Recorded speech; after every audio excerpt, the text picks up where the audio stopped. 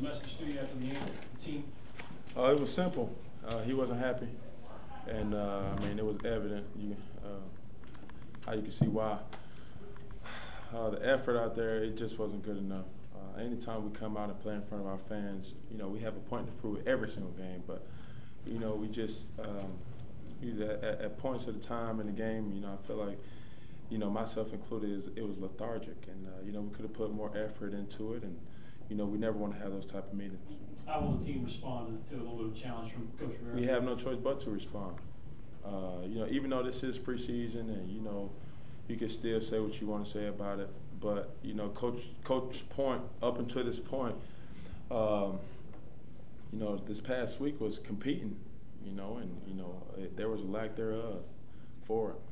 One play that you guys all seemed excited about was Adams' punt return. I mean, you were on the sideline, you were chasing, but all you guys seemed to get involved with that one. The whole crowd was too. I mean, it wasn't just us. But anytime you have a spark like that, everybody has a role in this team. And Joe, did his part and made something out of nothing. It was a lot of key blocks that was going on, and guys not giving up. And we're gonna need that same type of effort going on each and every play. What was your reaction to Jonathan's contract extension earlier today? I mean, we're happy.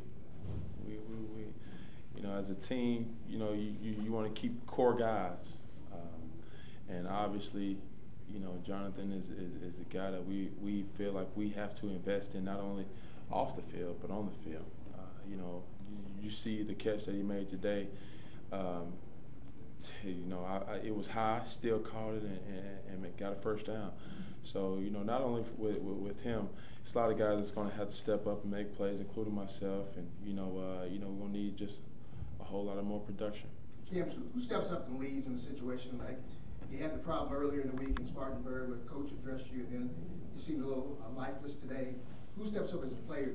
Who's stepping up on the team? If you have to ask that question or ask yourself who steps up, then that's the negative. I think it's something it's cliche thing for a coach to do. Who wants to make a play? And I think if a person has to answer that question or ask himself who wants to make that play, then he's not prepared for it. I think leaders, it's something that's inside them. That comes by default. And we have a lot of guys on this team that we feel as if can make plays in key situations. Your thoughts on Amini and how he played in his first NFL game coming from D2? That doesn't make no sense. I mean, no matter where you come from in this league, it's still gonna be a difference.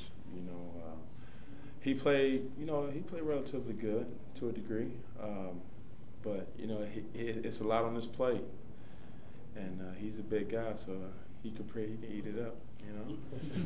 But I think he has a lot of guys that's in his ear, teaching them, how to do it. With Jordan and Ryan. And, I feel like if anybody could teach them, those two guys can do it. Cam, earlier in the week you were saying that you were still evaluating your play and you had a lot of things to work on in your own personal game. After tonight, Coach was pleased with some of the things that the first unit did. Where do you see your next step as far as your progression? Well, first off, I can't take sacks. I got to get the ball out.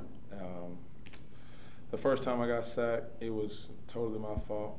As I was going through the play, Smitty was uncovered, and I just, I was dumbfounded to the belief that somebody would leave Smitty uncovered. So I was looking at him trying to throw in the ball. Meanwhile, the line slid to the right, and it's a guy unprotected. So, that was my fault. But, I just need to be more focused. Not saying that, I wasn't then, but as far as I need to be more consistent, that's the word I was looking for, more consistent with overall knowledge of everything. All right, thank you.